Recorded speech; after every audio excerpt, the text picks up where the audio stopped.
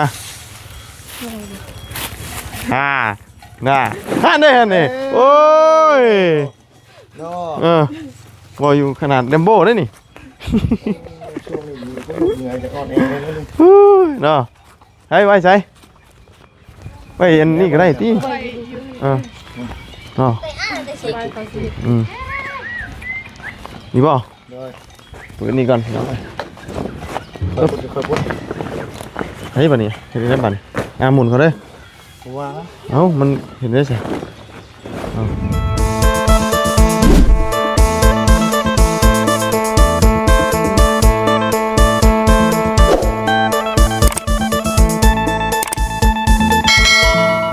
เอาเนาะมาหอดมาถึงบาทนี่พี่น้องเลยเนาะเอาสบายดีเนาะหลังจากที่เขาไปซื้อของอยู่ตลาดพี่น้องเลยเนาะสบายดีเนาะทางนั้นจียังนั่นจีนังบ่โอ้ยจีนังพี่น้องเลยเนาะพี่น้องเลยสบายดีเด้อเนาะสบายดีนะสวัสดีพ่อแม่พี่น้องกันเบิดสุขุสุคนเนาะก็ได้หมูกับปลาพี่น้องเลยเนาะเตรียมไว้ให้เพิ่นดำเนินการมื้ออื่นเนาะส่วนนี้ก็ชุดแล้วแต่เพิ่นสิเฮ็ดมื้อนี้บ่หรือว่ามื้ออื่นเนาะเพราะว่าป้าบุญซื้ออันนี้แล้วก็น้ำแข็งอัดไว้เรียบร้อยพี่น้องเนาะหมูอยู่ในหั่นปลาอยู่ในหั่นเนาะอันนี้กระถางนี่ของป้าบุญพี่น้องเลยซื้อมาใส่น้ำแห้งขนาดได้นี่นะเผื่อจะได้นอนเทือนใหม่หนึ่งเบิ้ลเงินเป็น เกือบ2 ล้านเลยพี่น้องเลยเนาะลงทุนไปแมนมาเดี๋ยวเอาขึ้นไปถึงเพื่อนได้ว่าพวกอันนี้นะน้ำมาขึ้นไปถึงเลยเนาะอันนี้จอกป่ะจอกกับยังจอกกับพักถ้วยอันนี้เนาะเอาให้มาคนเนาะก่อนพี่น้องกี่นางว่าทั้งนี้นะนางงัวโอ้ผมมีอาหารกินนางเนาะอันนี้เอาไว้ก่อนเดี๋ยวลบก่อน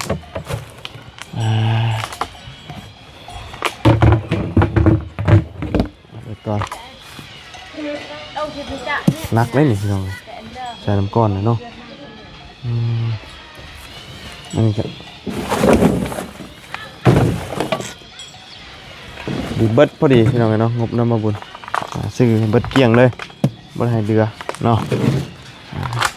ซื้อสำงบเฮามีเนาะแต่ว่ามันก็โอ้ยหลายพี่น้องเลยหมูก็บ่เคยหลายเนาะ10 โลปลาก็10 ปลายโลนี่โตใหญ่ๆซ้ำสิกินพี่น้องเลยเนาะหมูก็ซ้ำดอกตัวหนึ่งปุ๊บฮะอันนี้ของเจ้าบ่เอาอันนี้เลยไปนี่ก่อนไปฮะชื่อมาเฮือนดิใครอยู่พอได้เวลาทอดไข่เนาะพอได้สิดปึดเนี่ยกระโจกกระตาคอยพี่เลี้ยงในห้องน้ำอันนี้เลยเอาไว้ใช้เสร็จตัวนี้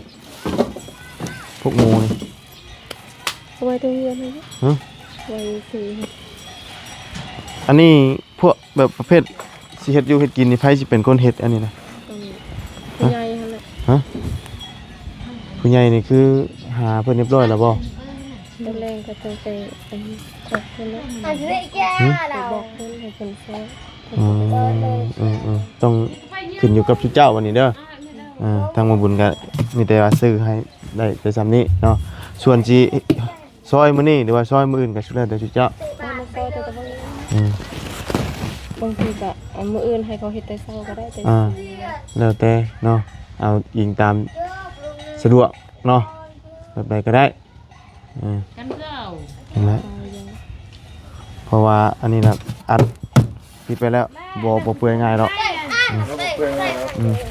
อัดไว้อย่างดีนะเอานักเลยลุงเลยหามเลยหามกับแลมโบ้นะมีสรุปเลยเอาติดตั้งสายยาวเข้ามาน่าได้ฮะนี่โอ้ย เนาะ เออบ่อยู่ขนาดแลมโบ้ได้นี่ ช่วงนี้มีก็เหนื่อยจากอ่อนแอเลยนะลุง ฮู้ยเนาะให้ไว้ใส่ไว้อันนี้ก็ได้ติเออเนาะ สบายเขาสิ นี่บ่ เลย เปิดนี่ก่อนเนาะ เคยพูด เฮ้ยบัดนี้เฮ็ดได้บัดนี้หมุนเขาเด้อ ว่า เอ้ามันเห็นได้ใช่เนาะ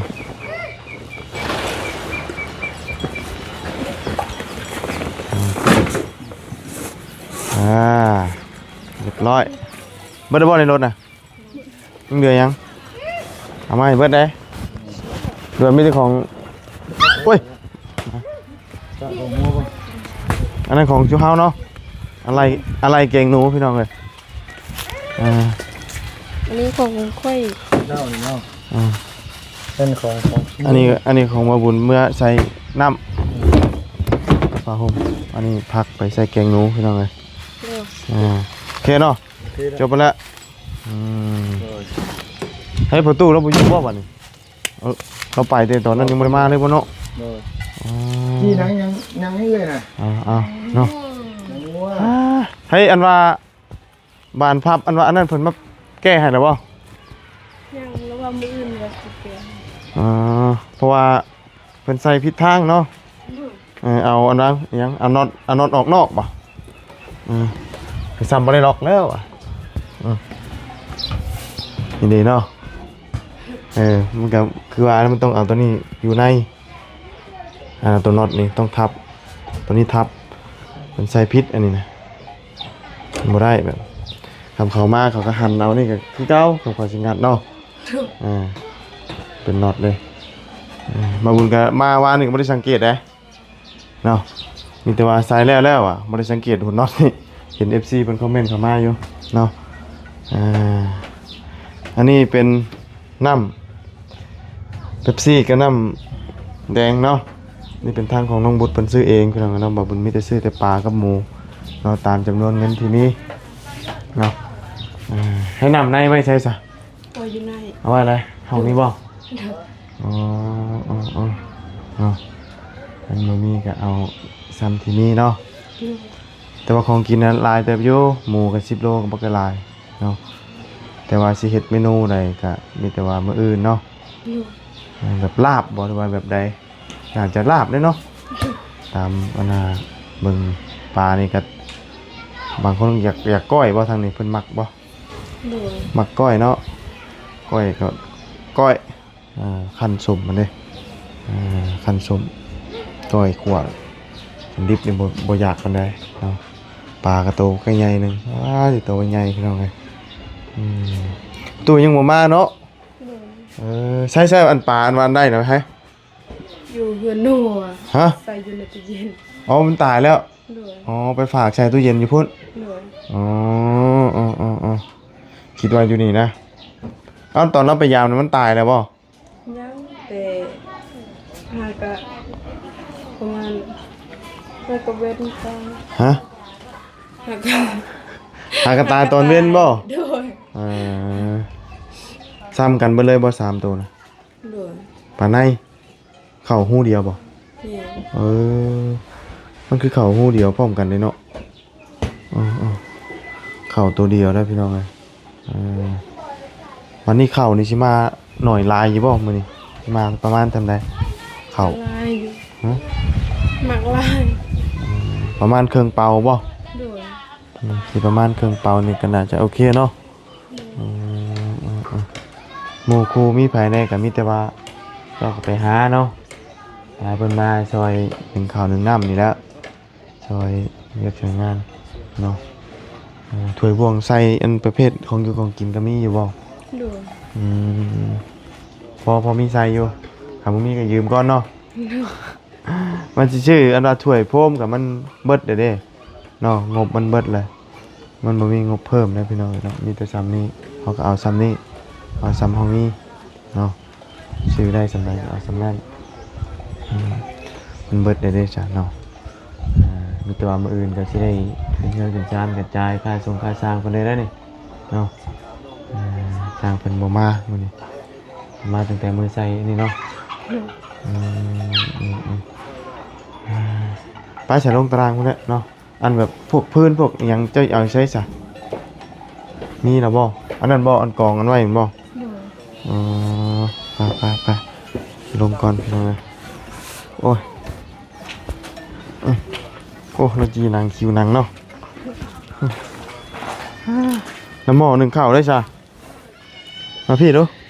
เนาะเอาหนีบไม้ก่อนได้ยินเสียงน้ำหม้อหนึ่งข้าวหนึ่งน้ำได้จ้ะวันนี้ ไปยืม ฮะไปยืมนะบ่ โดย ฮะ ไปยืมแล้ว ไปยืมแล้วแต่ท่านเอามาบ่ โดย อืมที่มันต้องมีหม้อหนึ่งข้าวเนาะ โดย หม้อให้กินตอนนี้หม้อเจ้าเลิศแล้ววะ แม่ อ่าถ้วยบวงแล้วก็กองกันเชี่ยวชะอยู่เนาะ โดย ยังยังบ่เป็นระเบียบเรียบร้อยปานใดพี่น้องเลยพักกับบ่มีใช่มั้ยเนาะตายไปเลย ตายหมดเลย โอ้ยบ่ได้ใส่อันนั้นหัวหย่อตดบอดอยู่ตายก่อนพี่น้องเอ้ยตายก่อนเฮือนแล้วเนาะว่าสิได้ขึ้นเฮือนบัดบ่มีพักมีหญ้าใช้ซ้ำแต่ก็ซื้อมาหลายอย่างอยู่เนาะพักหญ้าขาหุ่นเอาละอันนั่นเนี่ยนั่งพี่ก่อนพี่น้องเอ้ยเมื่อยแล้วยืนนี่อันว่าปังหุงเจ้าเด้ ฮะ เอ้ยเอามา เอามาให้ใช้ อยู่นอก เอามาแล้วบ่ โดย อ๋อเอามาแต่สวนบ่เรื่องใด บ่อยู่เฮือนแล้ว อ๋อมีอยู่ โดย อืมปลาเด็กนี่เอาปลาเด็กอันทั้งแม่ป้าเพิ่นฝากมาเมื่อนั้นก็ได้เนาะ โดย ตำบักหุ่งเนาะอ่าแต่ว่าสิเรียบง่ายดอกมันก็บ่ได้มีหยังเนาะมีแต่ว่าเฮ็ดอยู่เฮ็ดกินแล้วก็อะหยังเชิญอีหยังก็อันมานะอันเพิ่นเอิ้นหยังอันยังสู้นะ สุภเจ้า ให้เพิ่นมาให้พรบ่ โดย อ๋อ มาเอ่ยพร มาอวยพร อืมแล้วก็แม่นจบเนาะ โดย ปกติวันอาทิตย์นี่แม่นบ่ได้ไปอันที่คำว่าเขาอันนี้นะบ่ได้ไปเวียกติ บ่ เพราะว่าเห็นทั้งแต่ละครอบครัวคำว่าวันอาทิตย์นี่แม่นหยุดว่ะ โดย มันไปใส่บ่ได้บ่เฮ็ดหยังเลยเนาะหยุดอย่างเดียวเด้คำว่าวันอาทิตย์น่ะแม่นบ่ได้ไปหาอยู่หากินเลยไปให้ไปชวนก็บ่ไปก็มาได้เข้าอันว่าศาสนานะพี่น้องเนาะเอามีแต่ว่ามื้ออื่นเนาะสิเตรียมนึ่งข้าวนึ่งน้ำอยู่นี้บ่ โดย และมีแต่ว่าเฮ็ดตามอันว่าฮีตของประเพณีบ้านจุเจ้าหั่นแหละเนาะมีหยังก็กินก่อนย่อก่อนเด้อทางจูว่าบุญบางเทื่อยันมาสวยๆพุ่นละยังบ่ได้มาเช้าอะนะเนาะมีแต่ว่ามีหยังก็เฮ็ดไปก่อนเนาะเพราะว่ามันก็บ่ได้มีหยังพี่น้องมีแต่ว่าเพิ่น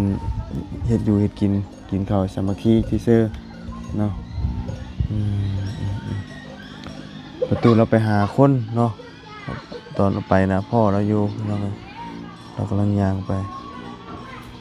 น้องเจ้าก็ไม่ได้อยู่บ่ โดยเจ้าน้องไปใส่เบ็ด ใส่เบ็ดบ่ โดย แล้วมีแต่ว่ามืออื่นก็ขึ้นนอนเทิงแล้วเนาะตอนนี้เรายังนอนลุมอยู่ทางประตูก็ถือว่า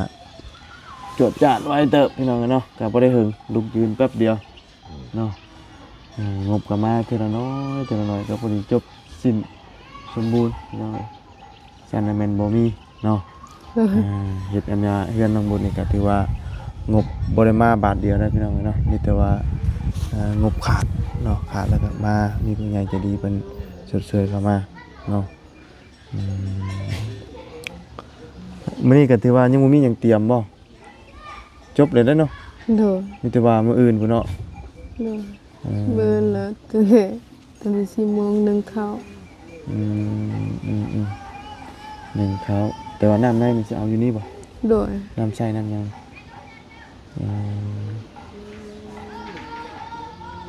ถ้วยเนาะถ้วยบวงแต่ว่าคือสิบ่ยากเลยเนาะคือสิบ่มีหยังหลายดอกพี่น้องเอ้ยอันนั้นมื้ออื่นเบิ่งน้ำกันพี่น้องเนาะสิเป็นจังไดแต่วิธีอันน่ะขึ้นเฮือนเพิ่นนึงก็เรียบง่ายอยู่แล้วเนาะมีแต่กินข้าวอย่างเดียว โดย กิน แล้ว ข้าว เขาอธิษฐานแล้วกินข้าวแล้วก็พากันนั่ง จักคนเพิ่นมาอธิษฐาน ก็หลายอยู่ เบิดอันว่าแบบมันเฮาเข้าได้บ่ โดย อ๋อเพิ่นมาอธิษฐานอาณาให้อวยพรเนาะ โด พ ย ระเจ้าอวยพรแล้วก็มันจบพี่น้องเนาะวันอาทิตย์ได้แม่นไปร่วมอยู่บ่นั่นเนาะ โดยอยู่โบสถ์ นั่นแหละบ่ได้มีพระคอนก็ง่ายดอกสบายเนาะแล้วอื่นก็ตื่นแต่เช้ากะเกียมเนาะเกียมเวียกเกียมงานน้ำในก็ถือว่าบ่จันซื้อมาแล้วพออยู่เนาะเนาะเพิ่นก็ซื้อหมูปลาพี่น้องเอ้ยหมูก็โอ้บักหลายพี่น้องลาบมันโอ้ยเหลือเพื่อเนาะบ่เจ้าบ่ได้ขัวข้าวขัวบ่ข้าวใหม่ บ่ เอาบางเทื่อเพิ่นเฮ็ดลาบอยู่นั่นได้จ้ะ ก็คั่ว คือบ่อันจุไฟขัวรถมื้อนี้ขัวแล้วก็ตำเนาะหมักพริกหมักไทยว่างๆก็จุไฟขัวตำแล้วแหละหมักพริกหมักพริกก็เอาไว้ใส่ตำมะฮุ่งน้ำแล้วก็ขัวน้ำเครื่องนึงสิได้ชื่อพริกได้บ่คือพริกห่าวเอาตำมะฮุ่งนะ โดย ฮะพริกห่าวบ่ บ่พริกนั้น พริกดิบบ่ โดย คำว่าเฮ็ดต้มปลานี่ต้องส้มนะส้มมะขามคำบ่ส้มแล้วมันข้าวเฮ็ดต้มปลาหัวข่าหัวสิงไข่มีอยู่เนาะ โดย คือว่ามีอยู่หัวข่าหัวสิงไข่เฮาก็บ่ได้ซื้อตัวนั้นเนาะและมีแต่ว่ามื้ออื่นเบิ่งนำกันเนาะสิเป็นจังไดก็ได้คนน้อยคนหลายก็บ่ฮู้เนาะครับเบิดบ้านนี่ก็ประมาณอยู่ถ้าว่าเอาเฮือนละคนก็ประมาณ60ติ60หลังคาแล้วว่ะ โดย อ๋อบ้านบ่ได้ใหญ่เด้บ้านน้อยๆนึงเนาะมันก็บ่หลายปานใดหาเบิดบ้านก็ยังได้เนาะอันเฮาบ่ได้อันผูกแขนนี่เพิ่นสิเอาเงินใส่นั่นอยู่บ่ โดย ใส่อีหยังเพิ่นเอิ้นเงินหยังก็ อันนั้นเขาใส่ข้าวแล้วก็ใส่เงินอยู่ในถุงยางอะนะ เอาเข้าวมาข้างในบ่ โดย เอาข้าวสารนี่เอาข้าวสารแล้วก็เอาเงินใส่หั่น โดยมันบ่มีอันนั้นเขาแล้วก็เอามอน บ่อันหมอนี่แม่นอยู่เอาขึ้นเฮือนแต่ว่าอันโตอันข้าวสารนี่นะส่วนหลายข้าวสารนี่มีแต่เอาไปหมู่บุญเนาะแล้วก็ไปกินทานส่วนหลายทางบ้านมาบุญนะเอาทางนี้นั่นแบบมีอันเอาข้าวสารแล้วก็เอาเงินใส่อยู่จะถุงมาพร้อม โดย อ๋อโดยบ่เคยเห็นคือกันได้นี่เนาะ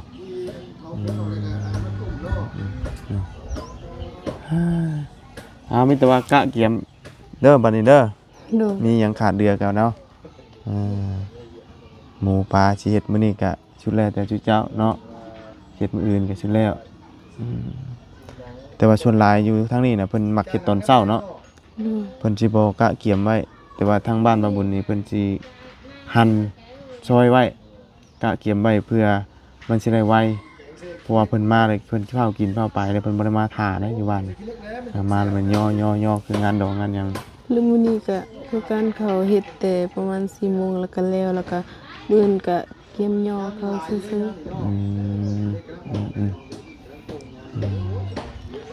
เพราะว่าเฮาซอยไว้นี่มันสิไวเด้มันไวในการที่ว่า